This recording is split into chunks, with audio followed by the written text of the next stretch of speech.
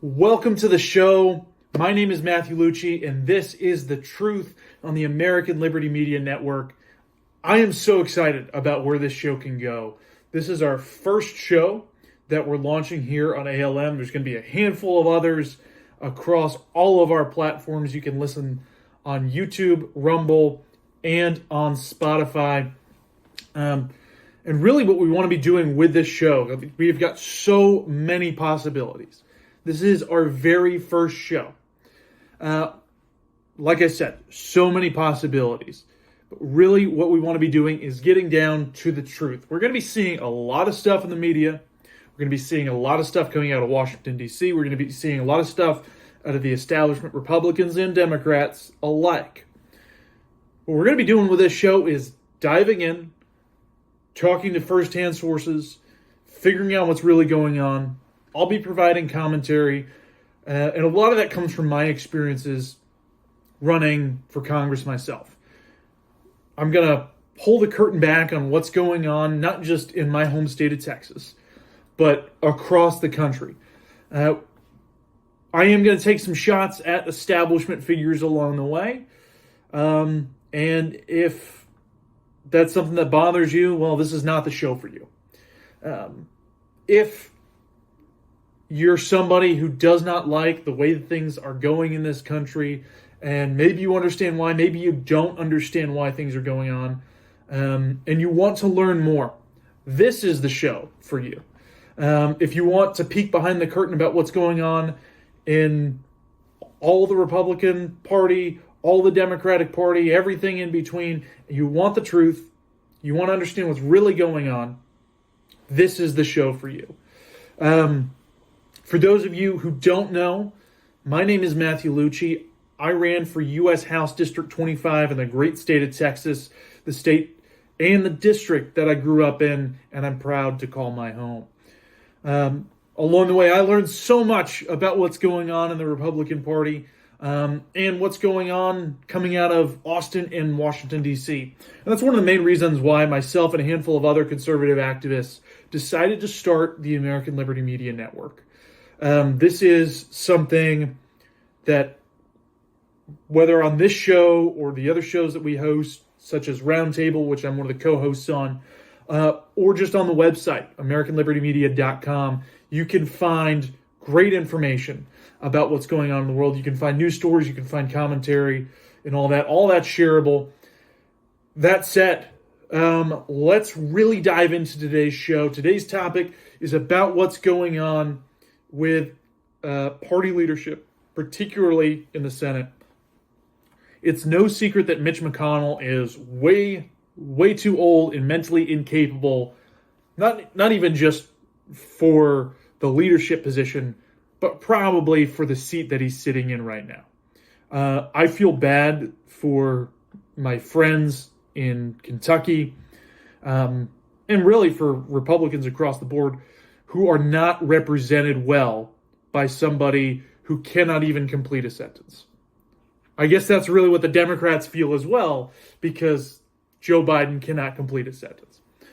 But what we have right now, in terms of leadership in the Republican Party, is someone who, for the better part of 2 decades, I think he's coming up on 16 years as the leader of the Republican Party, what they call the floor leader, or the majority leader when the Republicans are in the majority, or the minority leader when the Republicans are in the minority. Mitch McConnell's had this position for a very long time, and before that, he was the whip. He was the one in charge of what they call whipping up the votes. So prior to assuming the majority leader's role, really the majority leader, they set the tone, they set the agenda for the party in the Senate.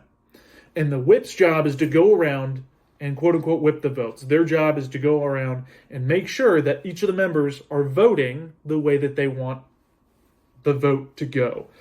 And if the whip is unable to get enough votes to get a bill passed, the whip will go over to the majority leader and say, hey, we don't have the votes. Let's not put this up for a vote.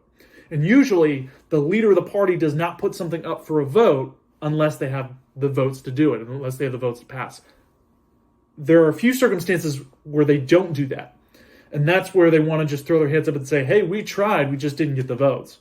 And another one is if you have a majority leader who really wants to tie the hands of the members and wants to say, hey, we want to get you on record opposing or supporting this. We want to get you on record. So those are really the three circumstances. The majority leader, it is their job to really get things out to the floor. It is their job to set the agenda. And right now, we have someone, Mitch McConnell, who for several years probably has been incapable of performing many of the duties of that job. And so right now, there's the conversation, not whether he's going to run again to be the majority leader, because he's already announced that he's not going to be the majority leader. What we have is this conversation about whether he's going to run for another term in 2026 when he's up for re-election. Personally, I don't think he will. I think that the entire nation, and particularly the people of Kentucky, have seen that Mitch McConnell is incompetent. He's mentally incompetent. He should not be in Congress anymore. And this is no disrespect to those who are Mitch McConnell's age, but Mitch McConnell does not have the mental capability anymore to be able to perform the duties of the leader's job or the duties of a regular senator's job. And so the question right now is, will he even finish his term? Will he even get to 2026? Now, there's already been, just in the last few weeks, this big push in the state of Kentucky to make it so that the sitting governor does not appoint the member to the Senate in the case of a vacancy. Now, this is key because the governor right now is a Democrat, Andy Beshear. However, both of the senators, the majority of their U.S. House delegation, the majority of their state assembly, Republican, their House and Senate equivalents, all of that is Republican. And yet you have a Democratic governor in Kentucky. So if Mitch McConnell were to step down tomorrow from his Senate seat, it would be up to Democratic Governor Andy Beshear to appoint the next senator. And so Republicans in the state House and state Senate have decided that what they are going to do is pass with massive supermajorities these bills that would require that the governor not appoint the next senator, but call a special election to fill the remainder of that senator's term. And I think that that's what they're gearing up for. What the Republican Party of Kentucky is gearing up for is to try to set everything in motion so that they can replace Mitch McConnell before 2026, so that they can put in a Republican who's going to have some momentum behind them going into the 2026 election. And you'll actually have someone competent on the floor of the Senate for the next year and a half, 2 years, whatever. Now, that also leaves us with this interesting question of who is going to assume the position of Senate Majority Leader. Now, we've already seen that the people of Kentucky and the Republican Party of Kentucky, they're orchestrating something to get Mitch McConnell out. Now, like I said, before Mitch McConnell became the leader of the Republican Party in the Senate, the minority leader and the majority leader in the Senate, Mitch McConnell was the Republican Party whip. And I bring that up because 3 names have really been entered into the running to be the next Republican leader. And hopefully, based on the 2024 election results here coming up in November of this year, Republicans will have gained a majority in the Senate. 3 names have come up. They've been called the 3 Johns. You've got John Cornyn from my home state of Texas. You've got John Thune from South Dakota. And you also have a man named John Barrasso, a senator out of Wyoming. Now, those 3 Johns, of those 3, 2 of them John Cornyn and John Thune, have been the last two Republican whips in the Senate, meaning they are more well connected than anybody else in the Senate. It is their job to have those one-on-one relationships with the other senators and to make sure that those other senators will come out and vote for whatever Mitch McConnell wants them to vote for. And you do that by bargaining and by offering left, right, center, whatever. You give Ted Cruz something, you give Rand Paul something, so that they come out and they vote for the bill. John Thune is the current Republican whip. He's been whipped since 2019. John Cornyn was whipped from 2013 to 2019. The third gentleman, John Barrasso, is the number 3 Republican right now, and he decided that he's going to step back and he is going to run not for Senate leader. He is going to run for whip.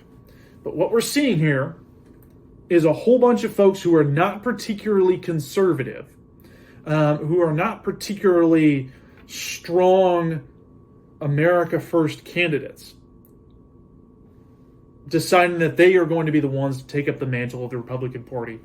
And what I fear is that the establishment Republicans are going to continue to run the Republican Party in the Senate, meaning that a lot of our conservative priorities, a lot of our conservative bills are never even going to make it to the floor, and a lot of those are just going to get killed before the vote comes up. That's what's going to happen all across the country unless we do something about it. And that's why here, joining us in just a few moments, is the gentleman running against John Barrasso for U.S. Senate out of the great state of Wyoming, a man named Reid Rasner. Reid, thank you very much for coming on. Thank you for having me. It's great to be here. Well, obviously, there's 49 states that don't really know who you are, and hopefully one state that really does know who you are. For those in Wyoming and around the country who are not familiar with you, not familiar with John Barrasso, talk to me a little bit about who you are, why you're running, and a line or two about the guy you're running against. Sure. So I'm a 4th generation Wyomingite. I'm a small business owner, just working my daily life here. And for a couple years, my clients, I'm a financial advisor. So for a couple years, my clients kept asking me, Reid, will you run for office? Reid, will you run for office?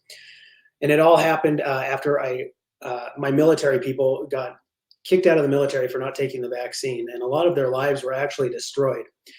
And they went back into their private life and civilian life. And they've actually been suffering quite a bit trying to make that transition and make things happen when they were just a year or two away from full retirement and benefits. And then I have a lot in the energy industry here in Wyoming. And those guys and ladies, they are suffering just as much. And they're moving to places like Texas and North Dakota, Oklahoma to find work. And they're leaving the state, and it's separating families in Wyoming. So now we have 2 households. Mom is staying back with the kids. Dad is out trying to find work. And it's just the saddest darn thing. And so I wasn't convinced to run 2 years ago. And in March, I decided I would actually give it a go. Spoke to the family. In May, we filed. In August, we announced. And I've been campaigning. We've done 54 stops around the state so far. So there's 23 counties. So I've been to every county a couple times. And we're going to keep pressing forward. And last week, I was talking with some attorneys right here in this very office that I'm sitting in. And they were talking to me about the campaign. And I told them, I said, imagine electing a leader focused on just doing the right thing rather than becoming elected again and getting another term. So we have quite the debacle happening in the state at the state level, where people are wanting to go back to the state legislature to override the governor's vetoes. And we have John Barrasso, my opponent, who 18 years in the United States Senate now, so his 3rd term, and he wants another term. And I just think, what if we elected people who are willing to do the right thing for the people and for our states, rather than being reelected again and selling themselves out to the lobbyists? John has made millions and millions of dollars, $2 million just in a quarter or more is what he's making. And it's actually astonishing that he sells us out time and time again. He passes FISA. He keeps passing every omnibus bill, except for the last one. He decided he wouldn't vote for that one but it's also an election year, and I've got quite a bit of pressure on him. So our polling around the state is looking phenomenal. So I'm winning the straw poll votes in each county by 60, 70% margins, 90% in Washakie County, and I'm so happy. And we're doing really great things. So although I'm not a national name yet, there are big things on the horizon for our campaign and for the people of Wyoming, and we're going to do something really special for them. Absolutely. And I'm excited to continue watching your campaign. I've been watching it for many months now, as you know. Um, it is not easy to go up against the establishment. It's not easy to go up against someone as established as John Barrasso. Uh, Earlier in this episode, I was talking about the three Johns who are running for leadership: John Cornyn out of Texas, John Thune from South Dakota, and John Barrasso out of Wyoming. John Barrasso is the only one of those three that's up for election this year. Um, and to my knowledge, the only big figure who's running for Republican whip. Now, obviously, he's going to have a lot of money behind him, a lot of establishment support behind him. What does it mean from your perspective to be running a more grassroots style campaign, a campaign for the people, um, up against someone who is so established as John Barrasso, someone who's gunning for the number 2 job in the Republican caucus in the U.S. Senate? Yeah, well, he's got to win his election first before he can get there. It just means I have to work harder. So I don't have the $8 or $12 million that John Barrasso has in a war chest. John can only use that money to say so many things to so many people. And the real difference between our campaigns is I'm out in the trenches. I'm in the counties. I'm talking to people on Easter's, on the day before Easter. I'm at birthday parties. I'm getting invited into their homes all over the state to come and talk to them. I'm getting invited to their businesses to find out that they've been trying to reach. I talked to a business on Saturday who's been trying to reach John since 2008 for help with BLM and state takeover of his business. The federal government, they're trying to take that land away from him and take that property from him. And it's really a sad situation. And John is missing in action. So I'm getting the phone calls, I'm answering the questions, and I'm there in the neighborhoods with these people. So he may have a ton of money, but he does not have the support. And I am really, really, truly believing that. And as you know, campaigns an emotional roller coaster. So we're riding high throughout the day, and then there's the low lows, and you get thick skin really quick. So it's a very interesting phenomenon that's happening, and people are becoming emotionally invested with the campaign. And this all started out with a vision of we're going to do this for the people, and we are going to win this with original ideas, and we're going to win this for the people of Wyoming. And the main goal is to get term limits in there, to get energy independence back, not only for Wyoming, but all across America. So if there's people in Texas listening, I'll be calling soon. We have to have some major help here in Wyoming and across America to get that energy back and secure our border, which I know you are a huge supporter of securing our border, but we've got to do it. And it's right here in Wyoming. The fentanyl is pouring into our state too. The sex trafficking, the child trafficking is happening right here in Wyoming. And it's a scary thing that no one else is talking about this, but we've got to continue to talk about it and campaign and get the word out in order to save our country from the DC establishment. So that's truly the main difference in our campaigns is the establishment versus us, the people.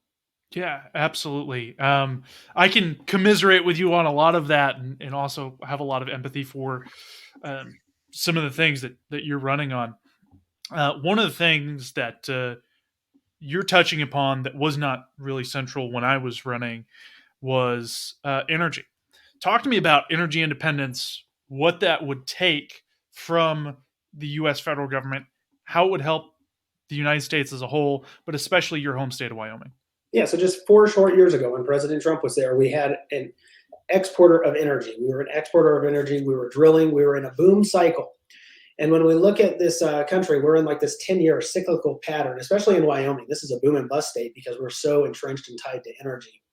And it's so sad to see when guys like John Barrasso get elected. They call it an all of the above approach. And I know you've heard this. It's all of the above. We need to have wind. We need to have solar. We need the Green New Deal energy, but we also need to keep our coal and our gas and our oil. And I say our windmills are best used completely crushed up and put into the infrastructure and made into tar and asphalt for our roads. We do not need more windmills. They cost more than they actually produce, and it turns us into a welfare state, subsidies from the federal government, which is just our tax dollars returning to the state. So they're just funneling this money around. So to become energy independent, we've got to drill, baby, drill. We've got to get the oil and gas out of the ground, and we've got to keep digging for coal. And Wyoming is very unique because we sit on an abundance of natural resources. I think one of the second or third highest in the country. And our coal is some of the cleanest in the world, and we produce 13 times more than we use. And it's the lowest sulfur coal found, I believe, in the world. It's very clean coal right here in Wyoming. We have uranium.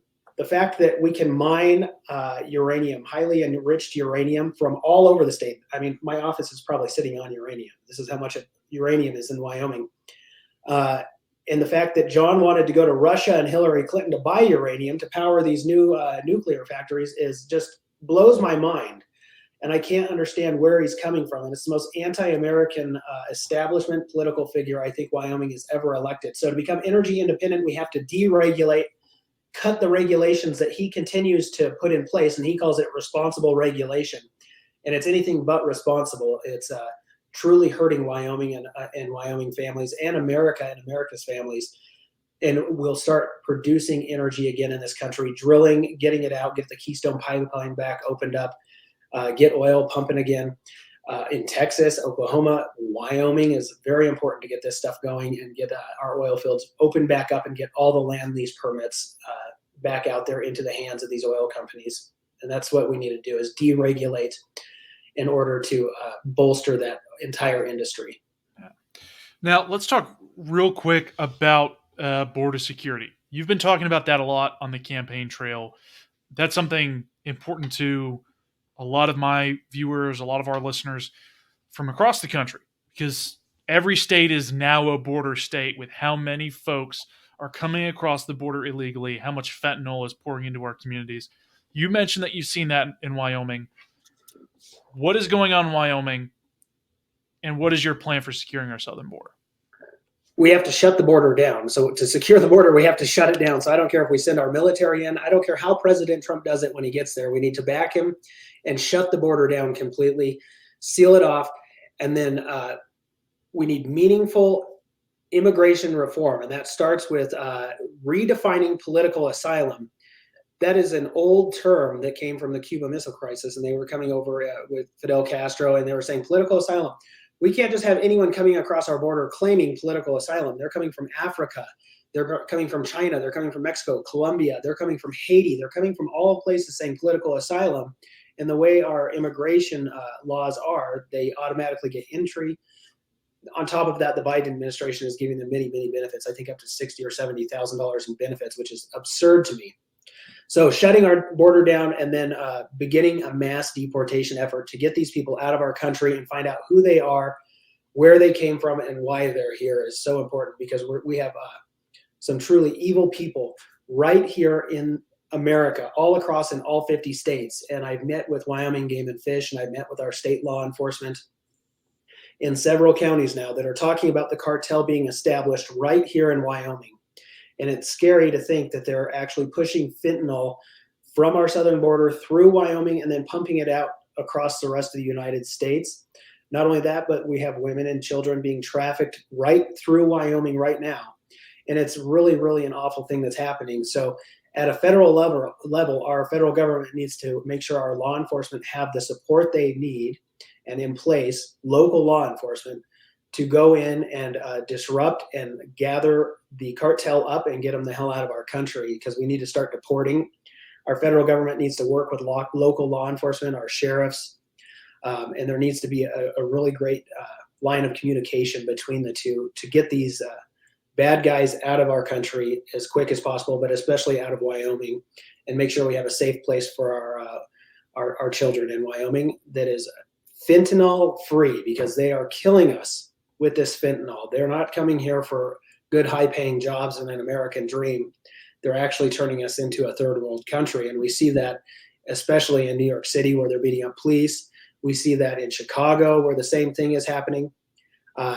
What is happening is a complete invasion of our country right now, and we have to stop it. So I support President Trump, and I will support him sending the military to our southern border to stop them from crossing, and I will support his deportation efforts. But most importantly, our lawmakers need to grow a spine and put in meaningful immigration reform, and we can do that in a meaningful way to protect America. It's one of the basic functions of our federal government is to protect America.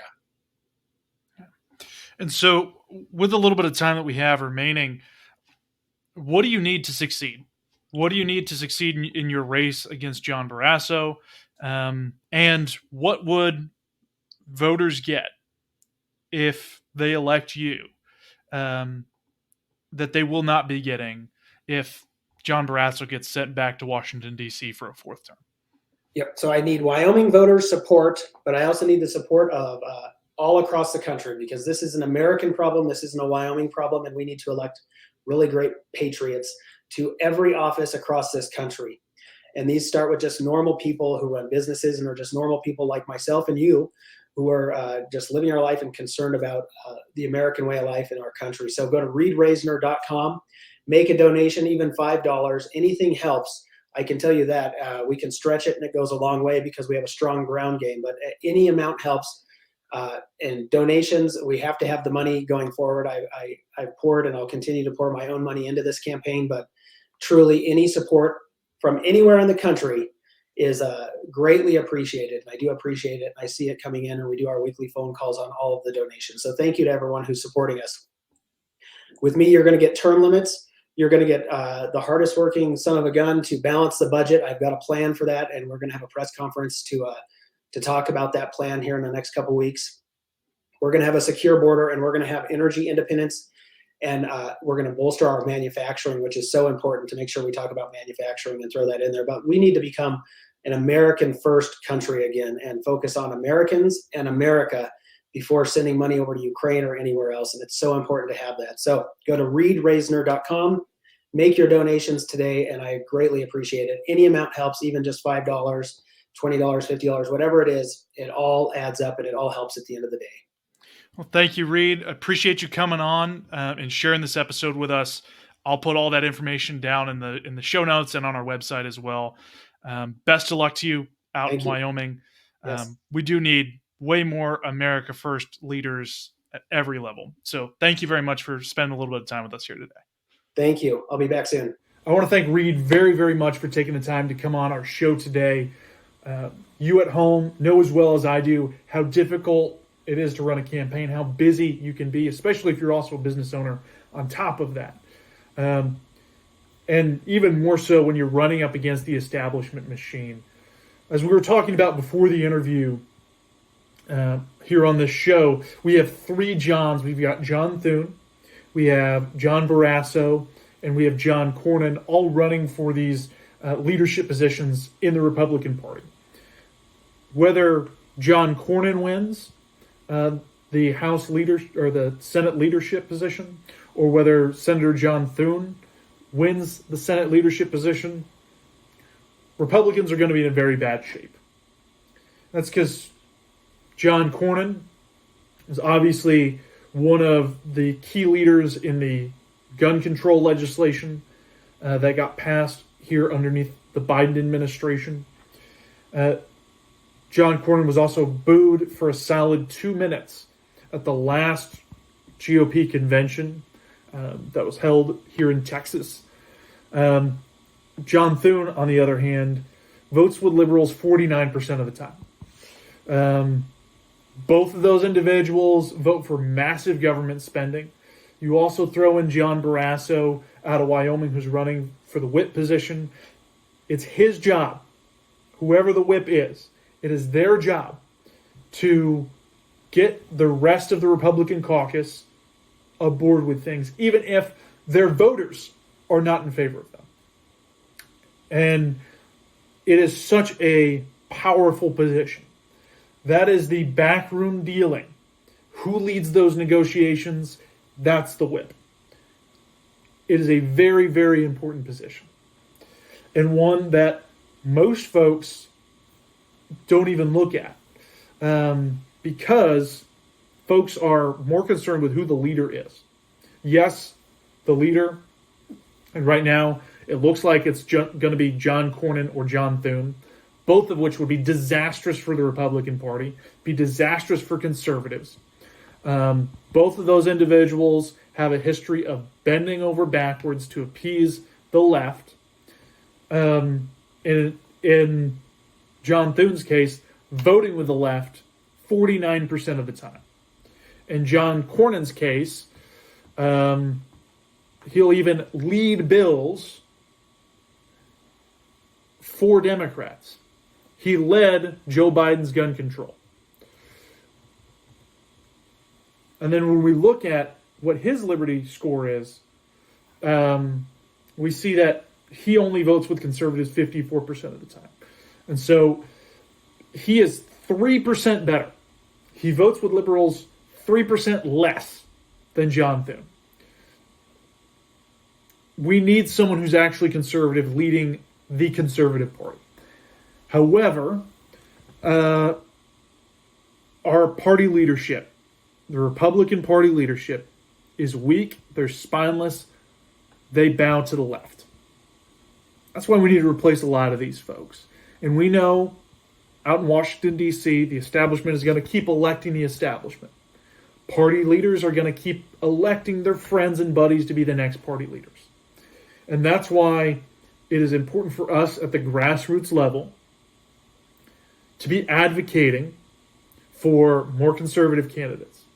And if you're not conservative, just advocate for the candidate who is the most grassroots candidate, the one who's actually going to be listening to you, the one who actually comes to your hometown and talks to you and listens to you, and then takes that information over to City Hall, takes that information to Austin, Texas, or your state capital, or to Washington, D.C., and actually does something with it.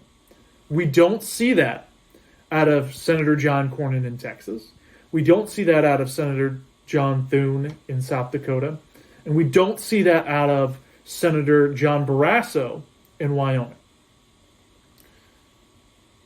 We need, as a party and as grassroots conservatives, to actually be sending people off to Washington, D.C. who are going to be doing stuff for us, not for themselves, and not for their friends. We have way too much of that. Politics as usual is not working anymore. The establishment running this country is not working anymore. If you want to look around and see why Joe Biden's been able to do all of the things that he's been able to do, why our gas prices are up, why the border's wide open, it's not because Joe Biden by himself has unilaterally declared that we will not be drilling for oil here in this country. It's not because Joe Biden has unilaterally declared that the southern border gets to be wide open. That's because we've got spineless establishment politicians who are absolute cowards, not serving us, but serving themselves. They are allowing the southern border to be wide open. They're allowing fentanyl to pour into this country. They're allowing human trafficking in all 50 states here in the U.S. They're the ones allowing the administration to take a lot of executive power that should be legislative power. They're backing off, kicking the can down the road, or handing it over to someone else. Now, I've heard the saying in politics that if a politician has a problem and the politician has someone to blame, that politician doesn't have a problem. That's what the establishment believes, is that they can just kick the blame over to someone else. And they do that over and over and over again. And that's got to stop. That's why we started this podcast, to really look behind the scenes of what's going on, so that you at home can kind of go on this journey with us and figure out, hey, this is what's going on with my senator. This is what's going on with my rep. This is what's going on in Washington, D.C. Because a senator like John Cornyn here in Texas, with an F from Conservative Review, who votes with liberals 46% of the time, who votes with the Democrats 46% of the time, should not be the Republican leader. If you only vote the conservative stance 54% of the time, it's a coin flip. Your leader needs to lead, not be a coin flip. Shouldn't be a coin toss whether your senator or your leader is going to do the right thing or not, is going to side with your party or not. That's what we would get out of John Cornyn. That's what we would get out of John Thune. And that's what we've been getting out of John Barrasso as well in Wyoming. I'll pull up here John Barrasso's score with Conservative Review as well. He's a little bit better. John Barrasso voting with liberals a quarter of the time. A little better than a coin flip. But we look at the two guys who are running for leader of the party. Oh my goodness. These are not Republicans. These are not conservatives by any stretch of the imagination. And so if we want a conservative leader for the conservative party, we've got a couple options. One, we encourage a conservative to run. And that's what we've got to do now. Or in 2 years, we mount the biggest primary challenge to both of these individuals that they've ever seen. This is our way as grassroots to get something done. Because I'll tell you right now, the people of Texas are not a huge fan of John Cornyn. Perhaps the same thing could be said in South Dakota and John Thune. We need to get a candidate out there running a viable campaign starting now to crisscross the state, to build up grassroots support, and to ultimately challenge these establishment RINOs so that we can have a conservative in leadership. We don't have that right now. Thank you for joining me today on this first episode of the podcast. We're going to be talking a lot more about what the establishment is doing, what the grassroots is doing, and how we can support the best candidates, how we can really transform this country into a country of the people, by the people, and for the people. We're going to be doing that twice a week, Tuesdays and Thursdays. So if you've liked this episode, like, share, subscribe, download our future episodes, because this is really an opportunity to show your friends and family what's going on around the country. You can check us out on AmericanLibertyMedia.com or our YouTube channel, our Spotify channel, and then also on Rumble as well. My name is Matthew Lucci, and this is The Truth. God bless you, and God bless the United States of America.